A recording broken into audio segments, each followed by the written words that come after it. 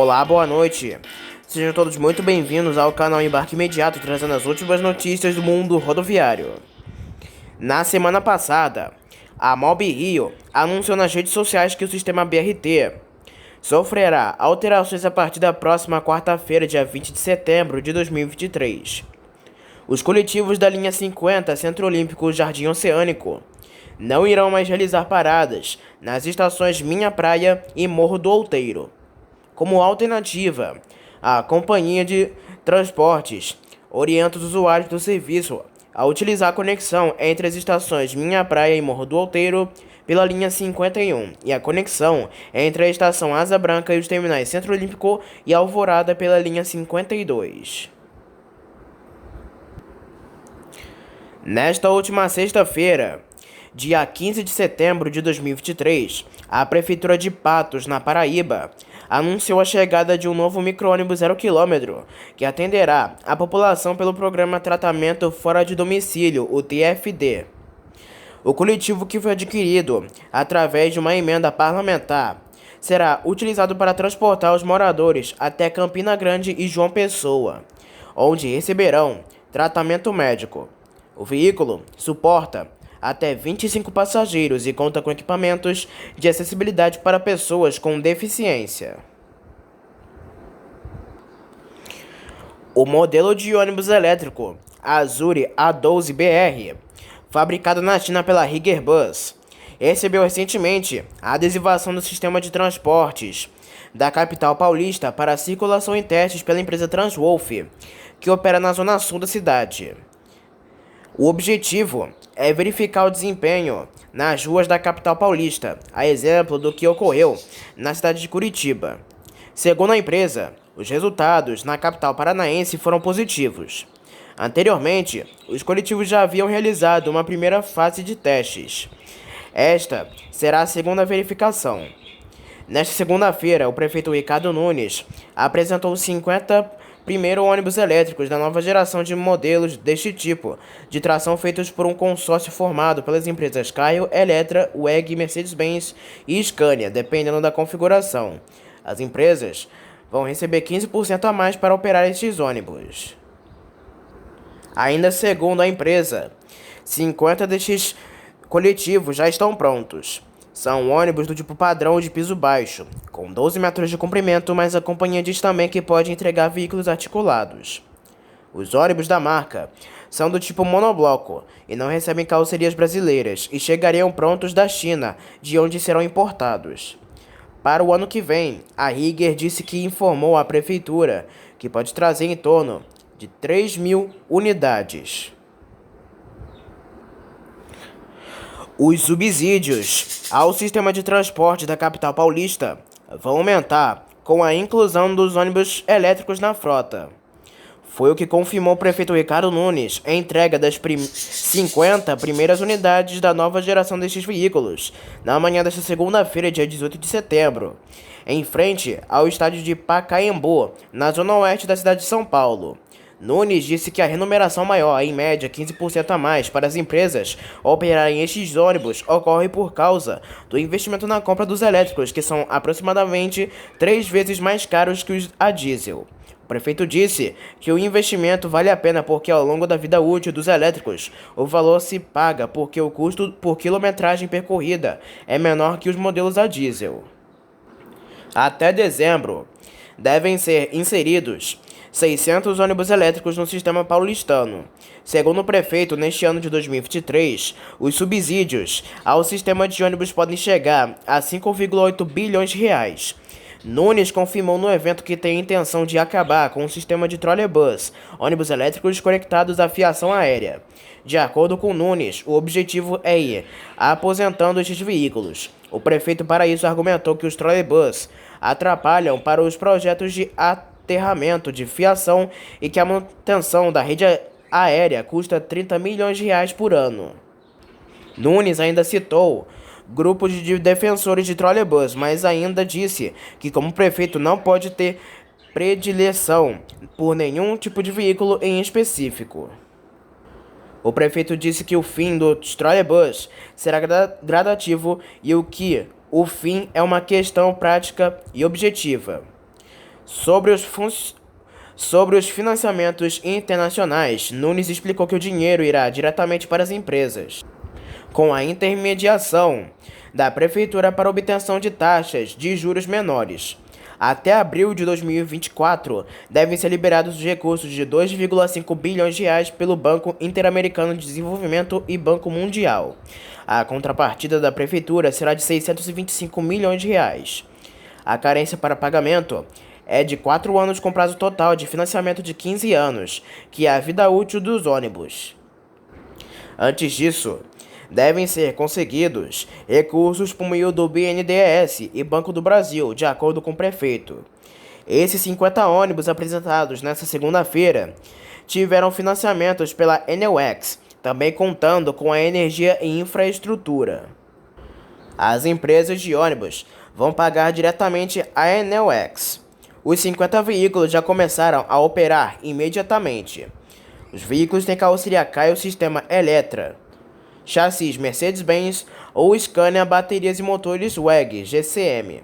O prefeito ainda falou que a GCM, Guarda Civil Metropolitana, também vai contar com veículos elétricos. Serão 50 viaturas. De acordo com Nunes, a licitação para o fornecimento destes carros já está lançada. Agora falamos sobre as últimas ocorrências do mundo rodoviário. Um ônibus urbano pegou fogo por volta de 8 horas da manhã deste sábado, dia 16 de setembro, no túnel Rebouças, na zona sul do Rio de Janeiro. As causas serão apuradas, mas não foram atos de vandalismo e ataque. Ninguém ficou ferido, porém o trânsito foi impactado. O veículo seguia no sentido centro e começou a soltar uma densa fumaça em uma das galerias. Para reduzir os impactos na circulação, foi montada uma faixa reversível no sentido Lagoa. O túnel Santa Bárbara e a região do Aterro do Flamengo são alternativas para os motoristas que seguem para a região central. Além do quartel Humaitá dos Bombeiros, a Guarda Civil Municipal também atuou na ocorrência. Um motociclista morreu após um ônibus do transporte coletivo bater contra a moto em que ele pilotava no bairro Colônia Antônio Aleixo, na zona leste de Manaus. O acidente ocorreu na manhã deste sábado, dia 16. Segundo a Polícia Militar do Amazonas, a colisão foi no cruzamento da Avenida Alberto Campanha com a Rua São Francisco. Motociclista e ônibus seguiam pela mesma via, mas em sentidos opostos, quando o acidente aconteceu. O motociclista não resistiu aos ferimentos e morreu no local. Após fazer o teste do bafômetro e ter um resultado negativo, o motorista foi levado para o 14º Distrito Integrado de Polícia para prestar esclarecimentos. Um acidente na madrugada deste último domingo, dia 17, em Campinas. Um ônibus de turismo caiu no vão de um viaduto quando trafegava pela rodovia SP-340. O motorista contou que perdeu o controle e o ônibus acabou invadindo o canteiro central. Pelo menos 30 pessoas ficaram feridas. De acordo com a Polícia Rodoviária Federal, o veículo atingiu uma placa de sinalização e em seguida acabou caindo no vão do viaduto. O acidente ocorreu por volta de 3 horas da manhã, quando o ônibus transitava no sentido Campinas-Jaguariúna, em São Paulo. Os passageiros feridos foram levados para hospitais da região e ainda não há informações sobre o estado de saúde deles. Um jovem de 16 anos que não teve nome divulgado foi baleado e morreu após dar entrada no Hospital Estadual Getúlio Vargas, no Rio de Janeiro, na manhã deste domingo, dia 17 de setembro. Ele chegou a ser atendido, mas não resistiu aos ferimentos. A mãe do adolescente contou que ele estava ajudando o pai a carregar uma Kombi para trabalharem em uma feira de Duque de Caxias, na Baixada Fluminense, quando o garoto foi baleado. Segundo testemunhas, homens em uma moto passaram pelo local efetuando vários disparos e alguns atingiram o adolescente.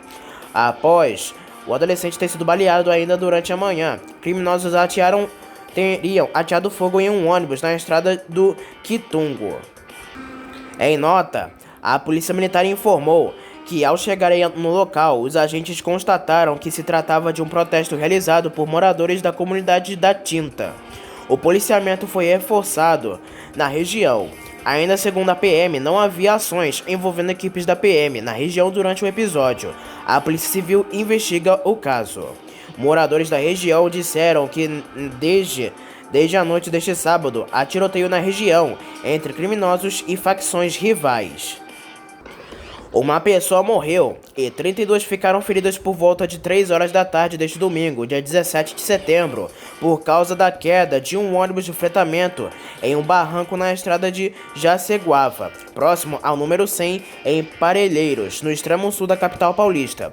Pelo menos 12 viaturas dos bombeiros foram enviadas para o local. O helicóptero Águia da Polícia Militar também foi acionado para atender aos feridos mais graves.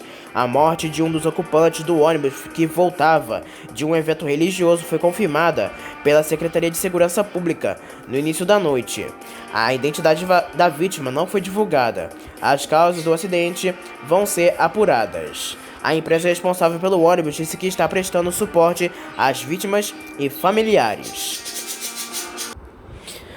A Urbis, Urbanização de Curitiba S.A., entrou com recurso nesta terça-feira, dia 12 de setembro, contra a decisão da Justiça de São Paulo, que obrigou que fossem desocupados os guichês atualmente usados pela Expresso Nordeste na rodoviária de Curitiba, para que os espaços possam ser usados pela Companhia Nova Itapemirim-Caiçara do ABC Paulista.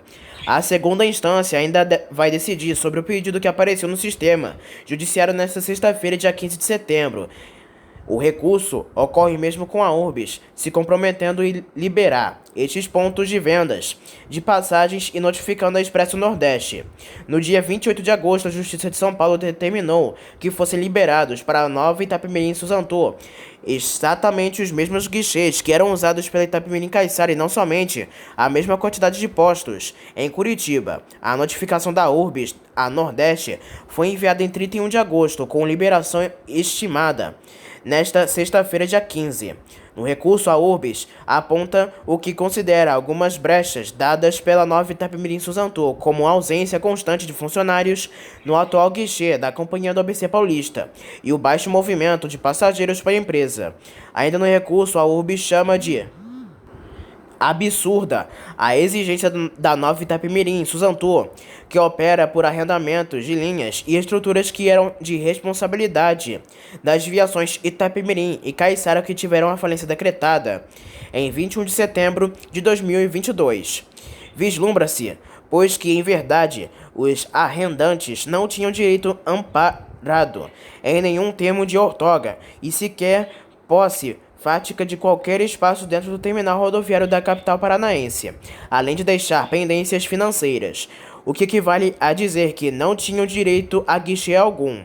Ora, nem elas, e muito menos a arrendatária com esteio em contrato privado, desconhecido pelo poder permitente, pode vir a exigir algum lugar, qualquer que seja, neste equipamento urbano e, sobretudo, escolher o guichê, a área que quer ocupar. Isso beira ao absurdo, no mínimo um abuso que jamais poderia ser admitido pelo Poder Judiciário. A Urbis ainda alega que os interesses de todos os passageiros devem ser atendidos e não apenas o bel prazer da Suzantô. Aliás, somente com vistas ao interesse público dos usuários que poderão vir a ser por elas atendidas, é que agravante poderia admitir que a agravada Suzantô ocupasse espaço nesta rodoviária de Curitiba, mas não guichê por ela pretendido ao seu bel prazer e a fim de satisfazer seu status comercial, e sim aquele que consta do último termo de permissão firmado com Caiçara, e ainda que possa ser reputado nulo, pois era o que de fato estava sendo por ela ocupado um pouco antes da paralisação de suas atividades, sendo correspondente à agência AG08 de 10,37 metros quadrados, e isso ainda condicionado à apresentação dos documentos indispensáveis à concessão da permissão, vez que tal espaço será transferido à terceirização da decisão judicial e em atendimento aos princípios constitucionais e administrativos que norteiam a atuação da agravante, tais quais legalidade e impessoalidade e moralidade, bem como considerando-se o princípio da predominância do interesse público sobre o privado e o princípio da separação dos poderes. A Urbis ainda aponta que o Expresso Nordeste atualmente em Curitiba atende a 21 rotas diárias e 9 Itapemirim-Suzantu apenas 2. Assim, no atendimento, a gerenciadora deixa a situação como está agora, com a Nordeste ocupando os maiores espaços e a 9 Itapemirim. Os menores atendem ao interesse público. Para a Urbis, é imoral privilegiar a Suzantu diante deste quadro. Note-se que persiste conveniência e oportunidade avaliados pela administração pública agravante para que a Aviação Nordeste, que hoje atende 21 rotas diárias, permaneça no local, enquanto a agravada Suzantu opera apenas 2 e sequer atua presencialmente no guichê, e ela já está disponibilizado ininterruptamente, sendo esse espaço que hoje ocupa perfeitamente servível para sua finalidade. Bem como é certo que há outras empresas interessadas em manter guichês dentro desta rodoviária, sendo inclusive imoral privilegiar-se a agravada Suzantu, que nem mesmo vem adimplindo a permissão de uso em questão. Também a Itapemirim se encontra devedora de dado período que ocupou o espaço público na rodoviária de Curitiba. A Urbis alega que desocupar os guichês em prol da nova Itapemirim-Suzantu prejudica a Expresso Nordeste, principalmente os passageiros da empresa que hoje são mais numerosos na rodoviária de Curitiba. A Urbis pede apenas que um espaço seja concedido à nova Itapemirim-Suzantu. O empresário Sidney Piva de Jesus contestou mais uma vez a decisão judicial que decretou a falência do grupo Itapemirim e permitiu que a Suzantu, empresa do ABC Paulista, opere por arrendamento judicial as linhas que eram prestadas pelas viações Itapemirim e Caiçara. Entretanto, novamente a tentativa de Piva foi negada pela Justiça Paulista. 3 desembargadores da primeira Câmara Reservada de Direito Empresarial do TJSP votaram e rejeitaram o novo recurso por unanimidade. O relator Azumaniche, o presidente Fortes Barbosa e o desembargador Franco de Godoy. O despacho é de 4 de setembro e foi publicado nesta sexta-feira, dia 15. A defesa de Piva entrou com embargos de declaração a respeito da decisão, mas além da negativa, sofreu no despacho uma bronca do desembargador Azumaniche. Piva alegou novamente que foi contrariado o que havia sido decidido em Assembleia Geral de Credores, realizada em maio de 2022, que na ocasião rejeitou a possibilidade de falência e entendeu como viável o cumprimento do plano de recuperação judicial sob a gestão da empresa Transconsult.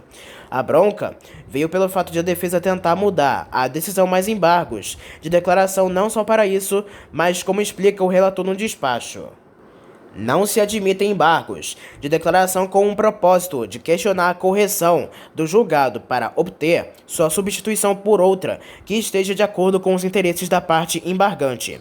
A mera discordância com os argumentos alinhados na decisão embargada, com o intuito de obter solução diversa da ministrada, não erige ao aresto a condição de ato judicial contraditório. O relator ainda destacou que houve descumprimento expressivo do plano de recuperação judicial do Grupo Itapemirim, o que motivou a decisão pela falência do Grupo Itapemirim em 21 de setembro de 2022, quando também as linhas foram arrendadas por 2 anos para a Suzantu, que instituiu a Aviação Nova Itapemirim para as operações. Na espécie, os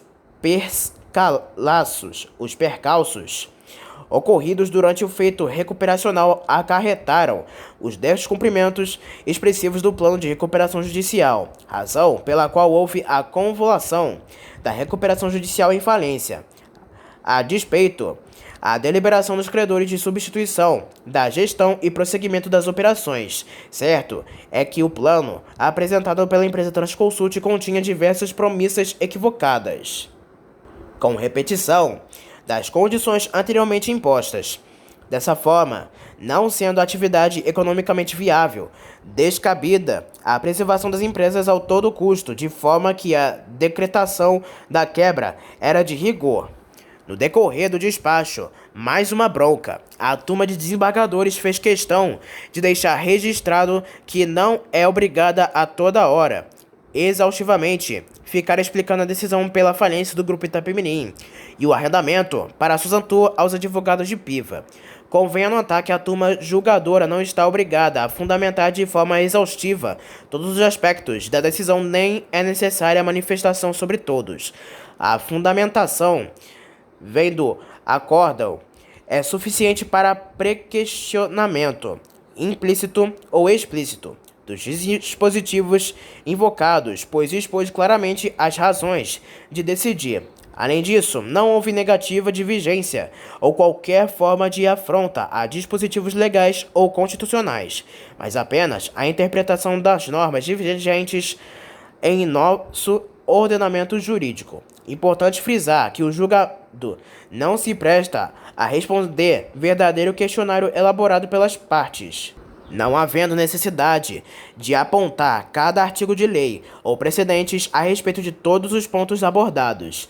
Não se exige enumeração ou interpretação expressa de dispositivos legais ou constitucionais, pois para que tenha configurado o pressuposto do pré-questionamento, basta que o tribunal de origem tenha debatido e decidido a questão federal ou constitucional controvertida.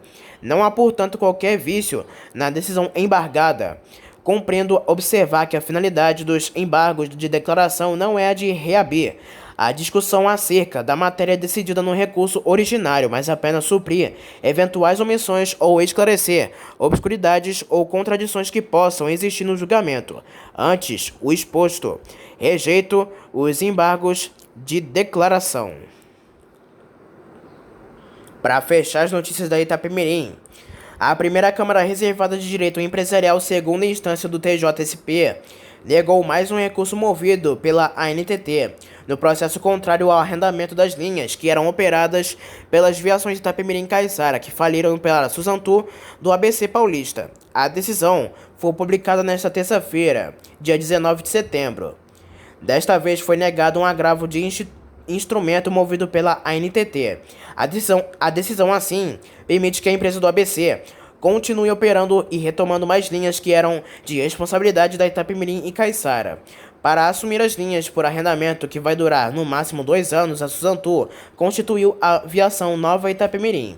A falência foi decretada pela Justiça Paulista em 21 de setembro de 2022 e na mesma decisão foi autorizado o arrendamento. Na publicação desta terça-feira, dia 19, o desembargador Azulmaniche reafirma que a Justiça entendeu haver vantajosidade no arrendamento e nenhum impedimento para as operações pela Nova Itapemirim e Suzantur.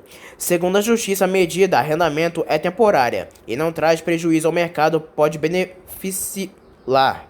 Medida temporária e emergencial que se mostrou necessária para a manutenção dos funcionários das linhas, com reversão de valores para a mesma massa falida. É a empresa arrendatária que possui o termo de autorização para exploração de mercado, utilizando-se da licença operacional das falidas com toda a sua estrutura, outorga de serviços que dá, mediante o regime de autorização. Ato unilateral, precário, sem limitação numérica, que independente de licitação.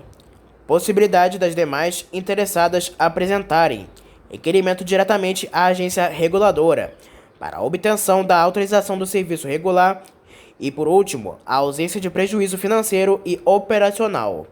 Os argumentos da ANTT contra as operações por arrendamento da Nova Itapemirim e Suzantur foram rejeitados pela Câmara Julgadora. A Corte apenas acatou ao argumento da ANTT para afastar a classificação da conduta dos agentes como resistência injustificada, no limite de ato de improbabilidade, constrangendo o órgão técnico com as penas de representação.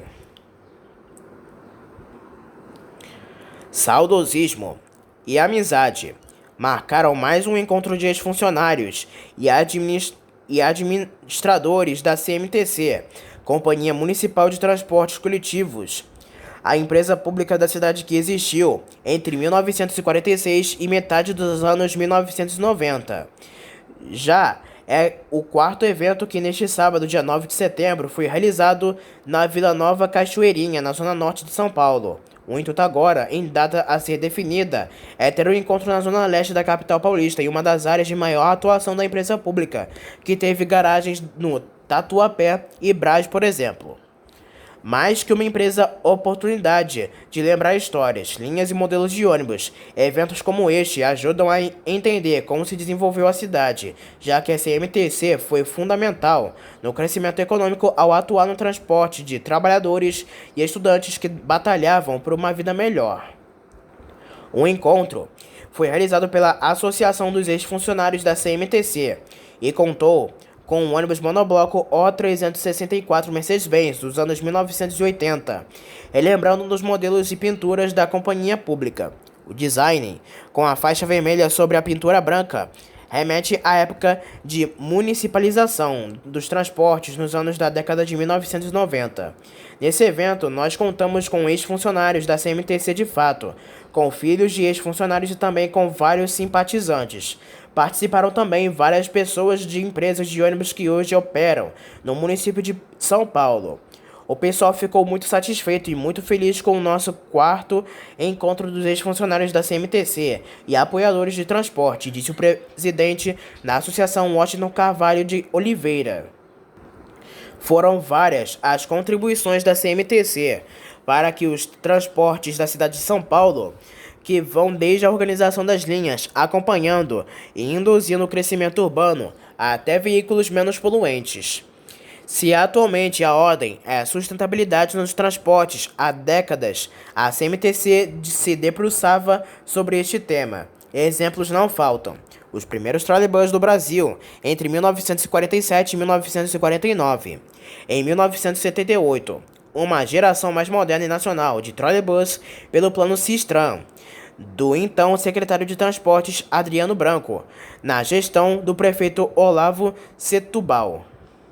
Entre os anos 1980 e 1990, foi a vez da CMTC adotar combustíveis alternativos ao óleo diesel, como gás natural, biometano, combustível obtido pela decomposição em resíduos e estudos com etanol. Os papalifas, grandes carrocerias de passageiros tradicionadas por caminhões em especial, os FNM, o Monica, fabricação própria, os ônibus de 2 andares urbanos, na época do ex-prefeito Jânio Quadros, e os primeiros articulados da cidade são alguns dos exemplos de modelos marcantes com o DNA da CMTC. A companhia teve seu braço operacional privatizado entre 1993 e 1994, e seu braço de gerenciamento se tornou a SP Trans em 1995.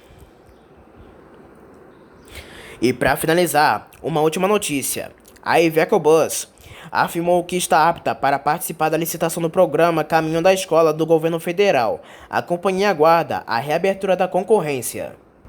O diretor para a América Latina, Danilo Fetzer, por meio de nota que a Iveco Bus participou de todas as reuniões técnicas sobre a geração de ônibus que fazem parte desta concorrência que já contempla a tecnologia de redução de emissões de poluentes com base nas normas internacionais Euro 6. A concorrência foi suspensa no dia 6 de setembro após impugnação. A Marco Polo e a Volare também disseram que estão preparadas para participar da licitação do Caminho da Escola, programa do governo federal. Então, essas foram as últimas notícias e informações e ocorrências do mundo rodoviário. Não se esqueça que em breve traremos mais notícias e informações somente aqui para você. E espero que tenham gostado do vídeo. Uma boa noite para todos e até a próxima.